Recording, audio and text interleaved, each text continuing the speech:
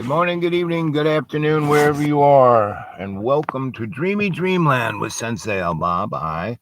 Your griot, your Sensei Al Bob, are here to tell you stories. And don't believe a word I say. And right at the beginning, this is a show for entertainment's sake. And it is G19 rated. For all you snowflakes, you should leave the channel now. For anyone who only believes in one thing, that they live in a silo and everyone else deserves their missile, you can leave now. For all you cadre who are looking for a good story to suss on. And what is suss? Suss is basically to try and understand a worldview. And that is why I am a shamanic, psychosocial, cultural, forensic, anthropologic alchemist. And you say, what is that? And I say, shamanism. It's not a religion. It's a worldview. It's how you see things as all our relations. Your actions have an effect on everyone into the future, and you are affected by everyone from the past. When you realize that really you only exist in the moment, right here, right now, this second is all you got. Anything from the past, it's just a memory. And if anyone has ever been in a courtroom where there are witnesses and they're asked questions, everyone has a different, what color was that car? Oh, it was white and it was a Ford. Oh, it was black and it was a Chevy. Oh, it was green and it was a Buick, right? It was a truck. No, it was a helicopter.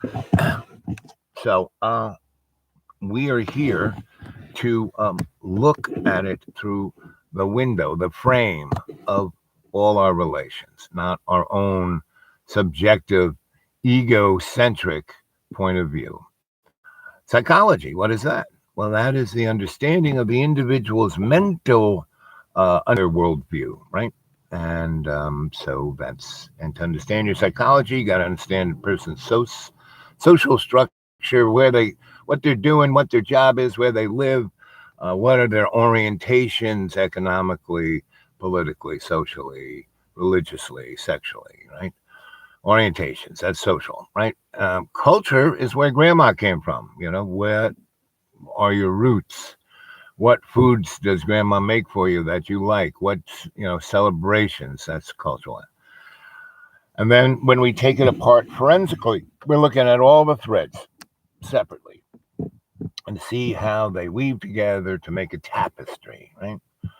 And then anthropologically, that originally was a alleged discipline that was to prove that white men were superior to everyone else, allowing them by God and king to rob, steal, pillage. The kind of, what do you call it? The Crusades were kind of the beginning of anthropology because Europeans trampled into Africa and stole everything they could. And when you do that, you have unexpected consequences, right? Just like when Europeans went into the Asia Minor basin, that was just one gigantic swamp, and cleared out and started growing European crops there. Well, they unleashed all kinds of viruses, typhoid, plague, and they kind of came back in many different ways to the European homeland and wreaked havoc of the 900 years of the Dark Ages, along with all the wars and, white male dominated. I call it maleistic because white men aren't the only people who represent this. Anyone with this attitude.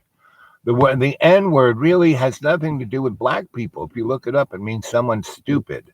And, African are not stupid, And you look at most of American culture, it's African, it's music. And if you go to the patent library and you look at all the patents of the 17th, 18th, and 19th century, They were all basically divined by women and black folk because they were the guys who were doing the work, not the white guys. The white guys were off, if they had any money anyway, were off in the bars, whoring and drinking and gambling. Mr. McCormick, he didn't, the better even is the cotton gin. The black slaves were picking the cotton and getting their hand all ripped up by the little barbs in there. So they invented the cotton gin, not the white man who signed a paper that said he owned it.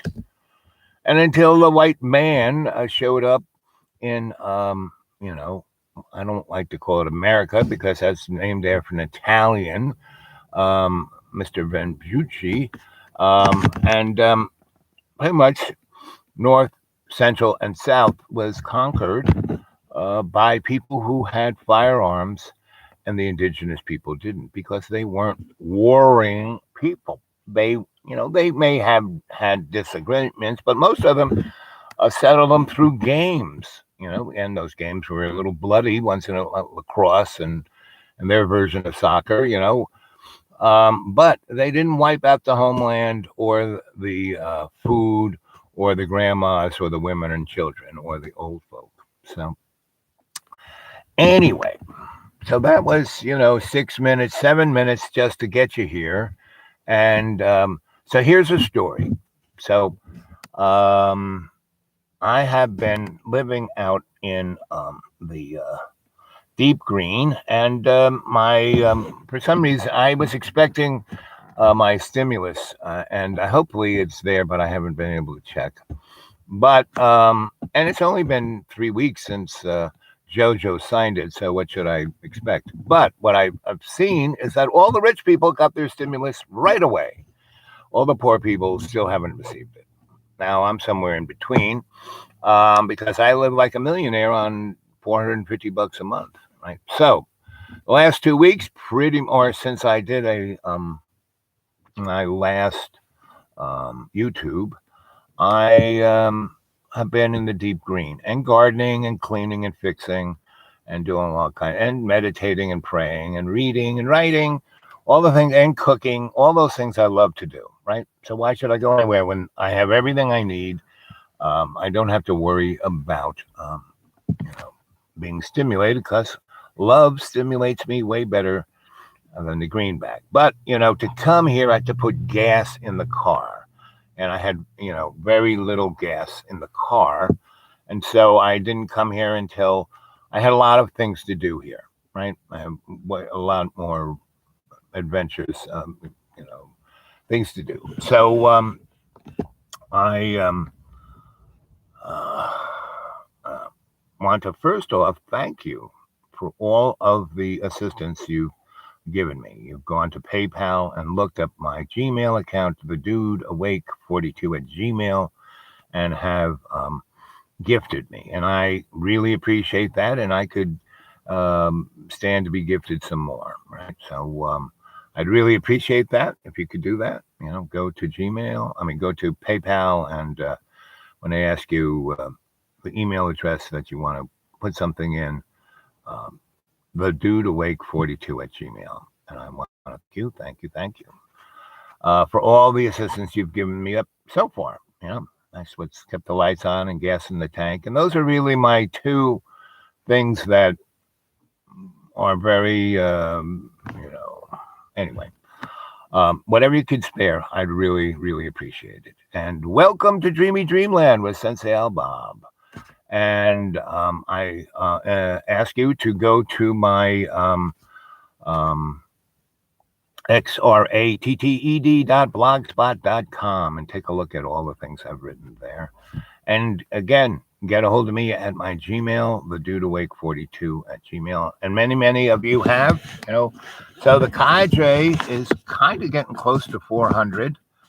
And I haven't checked it of late, but it was almost there. And of the cadre, there is, let's see, who's that? Anthony, good to see you, bud. Who, communicate on the, so there's the cadre, and then there is the adepts, people who, take the time to connect and put out an idea of what they feel. And then there are, well, they're Padawans more or less, and the adepts are the people who actually get a hold of me at the dude awake 42 at Gmail and say, hey, let's start. I got some questions. They give me the questions. I give them something to think about. They come back with what they thought about, and we're growing together, right? So that's an adept, going on the path, right? So part of that path is to dream, right? And I can't remember my dreams. Well, you know, if you eat right, and a good thing, I've talked to a lot of people who have had the COVID-19, and most of them have, not really been taking good care of themselves, haven't taken their vitamins, haven't been eating, all they do is eat cookies and mac and cheese and Mountain Dew. Not to say those things are bad, but if you eat just anything, one thing, it's not good for you. You gotta have it. We're kind of omnivores. We're supposed to eat everything and a little bit of everything, not just always just one everything. So, and then you need to get a good night's sleep. I live way out in the middle of, the deep green, and I have no radio, no TV, no internet, no cell phone, no anything. So I'm not getting, and it's the closest, light to me is 40 miles away. Meaning, I can see, when there's no leaves, I can see a few lights of trees up, about a mile or 2 or 5 miles away from me. But so I have no distractions, meaning all that I have is the starry night above me and the blue sky above me, or the rainy day, and all are blessings. And so I go to sleep when it gets dark, sometime between 8 p.m. and 11:30, I go to sleep. And I sleep until the sun comes through my little window, which is sometime, it goes from super dark to a little illuminated once the sun comes up. But I live in the bottom of a holler. The sun doesn't come through my window until 9:30, 10 o'clock. So I sleep from somewhere between 8 and 9:30, 8 p.m. to 9:30 a.m. So that's like more than 12 hours. So I get a lot of sleep. And I do like most indigenous people who wanted to wake up at night to, get a jump on fishing or hunting. And they would drink a bit of water. And so they would wake up to have to, eliminate. And so they would do that and either go back to sleep. And then, because they had already gone through their different stages of dreaming, that's when they would communicate with their elders, right? So that's kind of what I do. And so, and it's really good if you drink, stay hydrated. We're just a bag of water. If you don't want to get sick, keep the water going through you. And one of the reasons I live where I live is I have the most amazingly blessed water on this earth. So I drink really healthy water. I eat mostly vegetables, and a good deal of the time, I would say 20 to 30% of my diet comes from the forest. Not from the supermarket, because I don't have the money. And I don't have the money to kind of travel here to go to the supermarket. And, I buy cheese and butter and some proteins. And when I see the anything on sale, I buy that. Like one of the supermarkets I go to, just as the food, the bananas are all black and the mushrooms are kind of dark. And everything looks a little wilted. Instead of throwing it out, they sell it for almost nothing. So, 2 weeks ago, I bought, almost 12 pounds of mushrooms, for $2. I bought, almost, I bought a case of asparagus for $4. Because they were, the white people go, oh, I can't eat that. That's terrible. Well, these people who run this supermarket, and it's not like a national chain, it's kind of a neighborhood chain. And they're smart enough to realize, okay, the smart people will buy this and we'll give them a break because they're probably poor. So, I mean, they do little things like that. Like when it was snowing and icy, they bought a ton of salt that you throw down on your sidewalk so you don't kill yourself. And they sold it at a reasonable price, like 20 pounds for $5 because it cost them $2, whereas you go to Walmart, it was $15. You go to, Lowe's, it was $20. And that's kind of where our economics needs to get, right? So here it has been 15 minutes and 55 seconds. We're down to one folk. Anthony, you still with us, buddy? So here we go. I'm going to do another show later today. So tell the masses that I'm going to tell the masses all of the insights that I've had. So from last time, I think it was last Monday, I was in town and I did a show. I pretty much have been on this.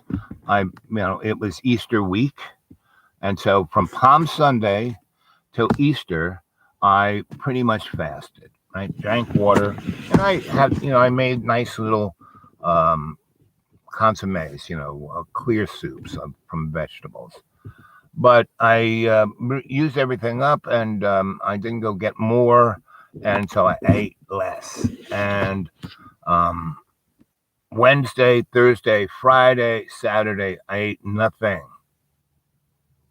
Monday, Tuesday, I kind of eased into it, and it was really good. My blood sugar was like 85, and my health was feeling really good. So I would go to sleep, and I've had some really amazing dreams, right? And that helps my writing of my novels. So the most amazing dream I had was a repeat of that I woke up in my man cave. I walked by my mirror, and I was a black guy. Had dreads, big long beard that was kind of white. I was like a white, a black rasta, and dark as night is night. And I already had that dream about 2 or 3 months ago. And so I saw it and I said, okay, so I know that this is a dream. I know I'm not really black. I know the last time I had this dream, I was scared. Oh, I'm black. What's going to happen? Ah! And this time I was saying, okay, I'm black. So what are the great things about? So I started dancing around. I'm a pretty good dancer to begin with. Charles, Dr. Ork at Lincoln Center taught me how. He was a ballet instructor. He taught me how to dance. He was at the new school, and I also so I started tapping out a tune and singing, and I sat down and started to write. This is in my dream, and I did a whole bunch of other things that black folk do really well, and which is pretty much everything. And that's why they are so oppressed, is because the white man who can't dance, can't sing, can't play a tune. Not that all white folk can't. It's like, look at me. When I lived in the Grill in Jamaica in the early 70s, before Sandals and all the big corporations moved in and took, because there were only 2 beaches in Jamaica: Ocho Rios, where the rich and English were, and the Grill, which was on the other side of the island, where there were no white people and just the indigenous. And big beautiful thing, right? You used to be able, when I lived there, I had a little like net, right, fishing net on a stick, and my snorkel and my mask and my flippers, and I would just go in, and fish would go by, and I would just slowly take my net and get myself a couple of fish. And if they were big, I would put them in I let them swim into the net bag I had around my waist, and I would get 2 or 3 fish, and then a lobster, and I would go, and that would be my dinner. Well, when all the hotels moved in, and just took the beach and built a big, blacktop highway and brought in electricity, um, they went from a population, the Grill Black indigenous population was about maybe 2,500 over a 15 square mile area. That wasn't just the beach; it was up into the hills and then up into the mountains where the Rasta lived in Red Ground. And I went there. A friend of mine's cousin had bought a house that a white man built that in a really beautiful spot right on this cliff overlooking the ocean, just, a quarter of a mile down the road from the beach. And the Jamaicans do amazing things with wood and concrete. And they built a big white man's with a big patio and a pool. And the people who sell them the land there said, "Oh, the electricity and water will be here like by next year. By the time you're done with the house." Well, that was like 28 years ago, and from the time I showed up in 1973.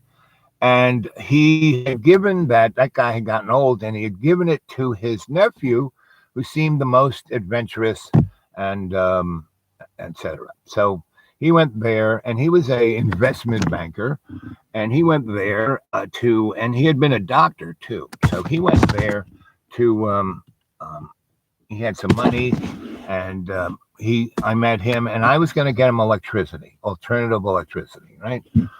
And so he could at least have light, and they had a well, but they had no electricity to pump that water out. The rest of the folks, 2,800 or so folks in that Negro area, had to have catchments, which isn't always the best water to drink, but it's better than groundwater.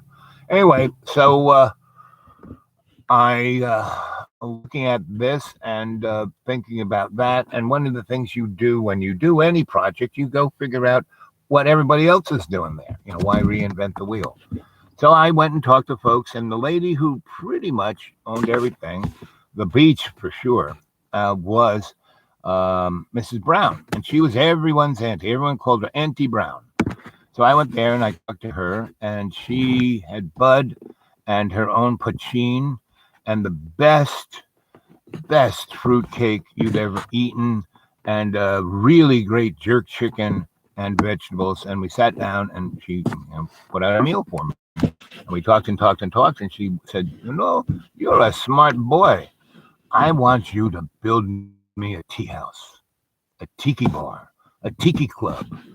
And I said, And she goes, "If you do that, the only cash that we make are from the adventurous white people. So if we build a tiki bar, they will come. If you will build it, they will come." And I said, "That's right." So I said, "Get all of your handy craftsmen and skilled people to, in 2 days, and we'll have another big cookout, right?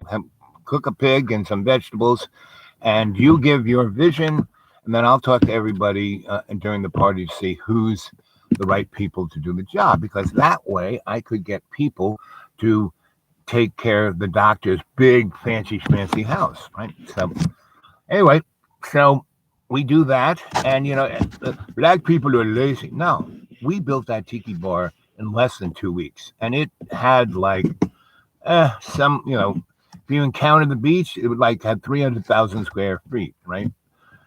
Beach that we incorporated in the tiki bar. And we built the tiki bar out into the water, so people on boats could come and moor off to the side, and come to the tiki bar. And so that whole thing that we built in the water was maybe 7,000 square feet, and these guys, that was pretty amazing, because they dove into the water and dug underwater and stuck these. It was either some real strong hard wood that doesn't rot in water, and sunk them down until the sand hit the volcanic stone, which, I don't know, 10 feet or so, and then kind of filled it in around it. And this is all underwater, and they had no, they were all doing it with snorkels and masks, and they put them up. Then we built a frame, and then we built a floor, and then we built a tiki thing, and then we filled it with amazing furniture and a bar, unbelievable bar, and a dance floor and a bandstand. Um, we did that all in less than 3 weeks, right? And these guys were hot, right? And all that time, Auntie Brown had gone into uh, Kingston, the big town, where all her nieces and nephews who wanted to like be go-getters went in there, and she went to all the travel agents and the airline people and said, "Hey, in your documentation," and she had taken some pictures. I actually had taken the pictures with her brownie in color, and they put them out there to the rest of the world. And within a month, the white folk who were coming quadrupled. So instead of 100 a month that came, basically, you know, about 400, 500 were coming a month. And then she built shacks, really nice, I wouldn't even call them shacks, cabanas on the beach that those folks could, that had nice, beds. She went off to, again, Kingston and bought real beds and real sheets and netting. They built another thing. Whereas the tiki bar, we really built to pretty much take any kind of storm. I mean, it might blow off the thatched roof, but the rest of it, not really. So within 4 months, she had a thriving business, and she was employing virtually everyone: baking, cooking, musicians, cleaners, and everyone was making money. I mean, like a lot more money than they had ever seen, and it increased everyone's happiness and stuff. And she had the realization that she didn't build a road. So she built her version of the Dollar Tree or the Dollar General out on the main road, which is 5 miles from there. And it also had a nice little, not a tiki bar, but a Jamaican restaurant and a store where that the people could come and get. And she sold it to the folk at like 2 cents above what it cost her, right? And she realized these people, all her relatives, all her relations, and if they she treated them well, then everything would be great. And it was great. It was amazing. And so I was there to watch that all happen. And so, after the, first month and a half of getting that all together, and the guy was, "I got to get back to town." I said, "Listen, buddy, if you really, really want this place, by the, he flew, he and I and his cousin flew to Jamaica, my friend, Charlie, and we, scoped it out for the first week, and then I went and visited Mrs. Brown, and then I started doing the tiki bar, and second week when I'm working on it, he said, "You should be working on my thing." I said, "I am. I'm finding the best people to bring into your place, but you have no vision." Mrs. Brown had a total vision of what she wanted to do. You have no vision. You really want this just to, be the white Englishman house? No. You got a dream. What is your dream? And that's the name of the show. So it took us 29 minutes, almost 30 minutes to get to the name of the show. I've been dreaming. Have you? Right? So, I brought him down and had him help Mrs. He, in the 3 weeks, the first 3 weeks, he was getting antsy and he had to go back to Philly. And I said, "No." He said, "You're not doing what you said you do." I said, "I'm doing exactly what I said I would do." Right. So I brought him to Mrs. Brown. They became great buds, and he was starting to invest her money. He would go back there, and she had gotten a telephone line there. She'd gotten a Western Union, account that so people could send money there, and they could send money from there, and it was closest thing to the internet in 1973, and she also built, had the people of that district had the police build a little kind of a place, and it was more or less a medical center, but it was kind of on the auspices of the cops, right? And the guy who was the investment banker, who was also a doctor, she got him jazzed up to be the doctor there, right? So he got distracted doing that, and I would still stay at his place after that first 2 weeks and stay there because we hadn't really built anything for Mrs. Brown yet, and we were in the process of building. Anyway, so I would talk about and by this time he is getting into what the natives their pachin, what they imbibe to have visions. And that's what pachin is, kind of an Irish term, old Irish, for that thing you drink or eat or take to give you visions, right? To talk to the wee people. Why are there leprechauns there? They've been eating mushrooms. So anyway, this guy's getting into that and dreaming and visioning. And by the time we got we had the big opening party of the Tiki House, he had it. He goes, I'm always, my favorite movie is Casablanca.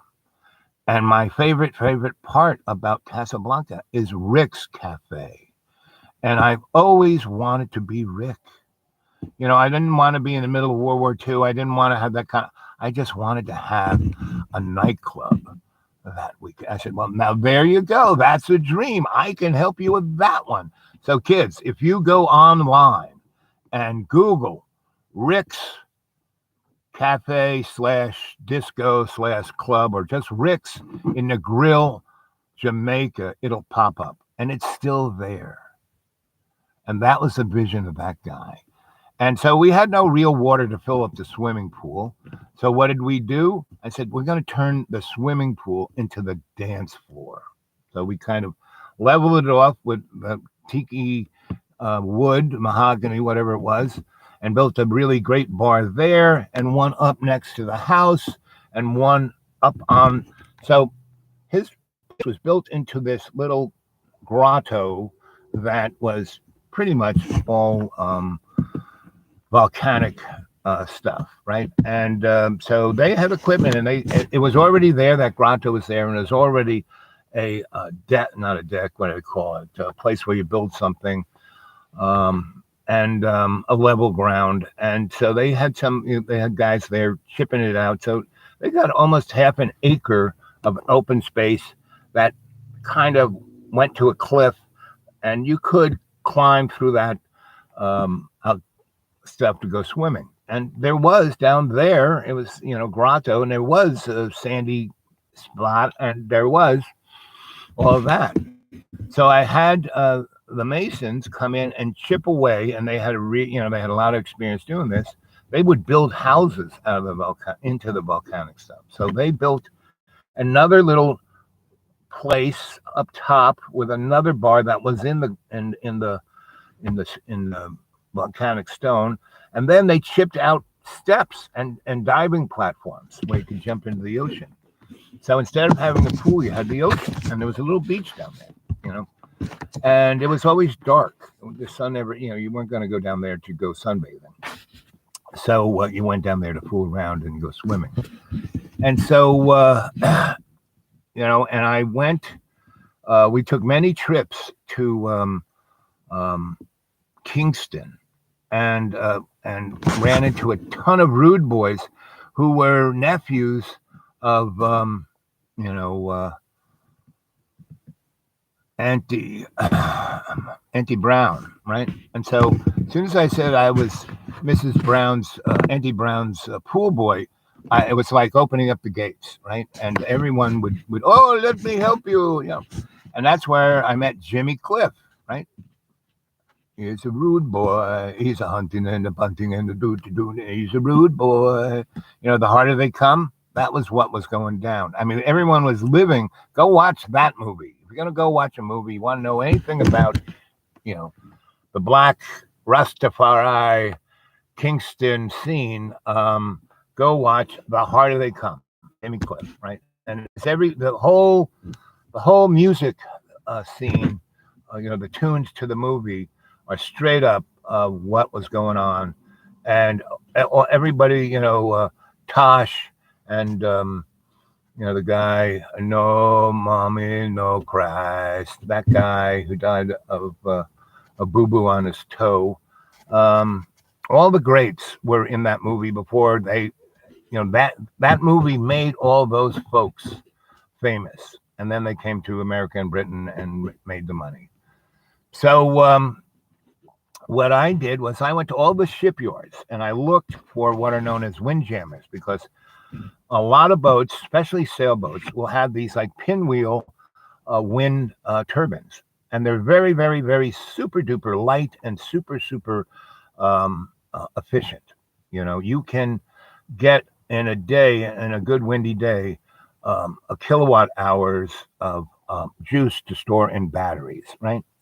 And naval batteries, batteries that they use on tugboats, batteries that they use on big ships to start up you should see diesel engines. Like, that's what, that boat that got stuck in a Suez Canal, its engine, I mean, I don't know for sure, but those boats have diesel engines, and like, diesel locomotives, well, the diesels that drive those boats are like 20 times bigger than diesel locomotives. So, and that whole technology is you can use it to do different things. And at 24 volts, which is the most optimum for battery storage, especially these deep naval, deep storage batteries, which is far superior, but they weigh a ton, so you can't use them in a car. So, and the way to go with electric cars is forget batteries, use Tesla's wireless transmission. And you hear it first right here from this horse's mouth that within the next 10 years, all cars, there will be no gas vehicles whatsoever, no gas trucks, no gas cars, not even gas airplanes. Everything will be running off of Tesla wireless technology because he perfected it in the 1890s. And a lot of hidden groups have been using that technology since. We haven't, because Mr. J.P. Morgan told Nick, hey, nice idea, good trial, that's pretty amazing. But if we give people free electricity, we can't make money. It's got to have a meter. And so when this comes down, you will not own your car. The car will be owned by the corporation. You will have an app on your thing, just like Uber. You hit that, bingo, car will be right in front of you. And the car will probably be flying like George Jetson's. People go, where's my George Jetson car? Well, they just have got it out because they wanted to max out their profit on oil. So they're about there. And so they're going to do this. So you take hydrocarbons out of the equation completely, like that. Just like AC electricity showed up on the scene like that, kind of, centralized current. And so everyone didn't have to have their own little steam engine.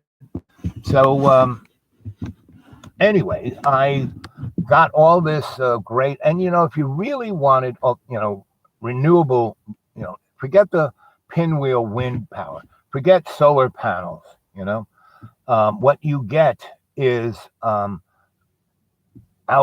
into the ocean. You put these kind of domino things stuck together, and as the waves do this, they are geared into generators up here at that point of the linchpin, and highly geared. So, you could not ever move these things, but the ocean has so much energy, just slight little waves like that will make billions of kilowatt hours of electricity. And if you want renewable, and when I was back in, the United Nations, in our NGO of alternative technology, when I started the Institute for Aesthetically Adept and Appropriate Technology, I said, forget all this stuff. Jimmy Carter was, having NASA make big pinwheels. And the big pinwheels are really, they've taken that technology to the art, but still it's irrelevant because you have to put the generator up here and the pinwheel's going here, and there's a lot of gearing, and the thing has to be able to move. And if the wind gets too much, it rips it apart, So if there isn't enough wind, it doesn't turn. Too much wind, it rips it apart. That generator in the sea with the waves, big storm goes right over it. Doesn't even affect it, right? And if you wanted to build a wind generator, you go back and look at the Dutch. They had the pinwheels, and they kept being blown apart. And so they made barrels with the fins to catch the air around the barrel. And when it got too strong, those fins would turn in, and the wind would just go around the barrel. So all our issues aren't technological. We don't need Elon Musk to tell us what to do. That guy's a pinhead anyway. They're all pinheads. Jobs and Gates and Mr. Amazon and Mr. All of them. They didn't invent nothing. They took everything off the shelf. Your smartphone, they didn't invent that. That is a miniaturized version of the keyhole spy satellite. And when Ronnie was president and the Challenger blew up, and that was a choice that administration took.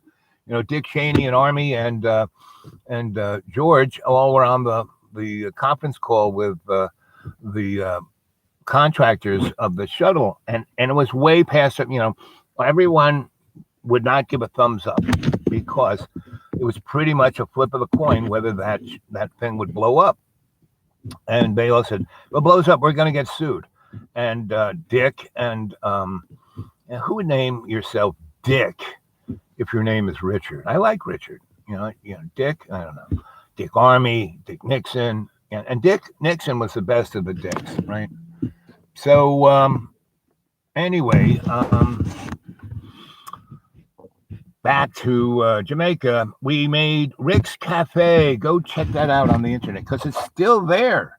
Now, Mrs. Brown sad to say it's not there because she was given, a offer she couldn't refuse. And basically, she, got a lot of dreckle, but the society that she had built to nurture and take care of her family died. And what was sad, everything was Afrikaan, Rastafari, Marcus Garvey, and Christian, but African Christian, not Roman Catholic Christian, not Protestant Christian, And so it was sad to see all of that go down. Like the sun is like barbecuing stuff here. I gotta get it out of the sun.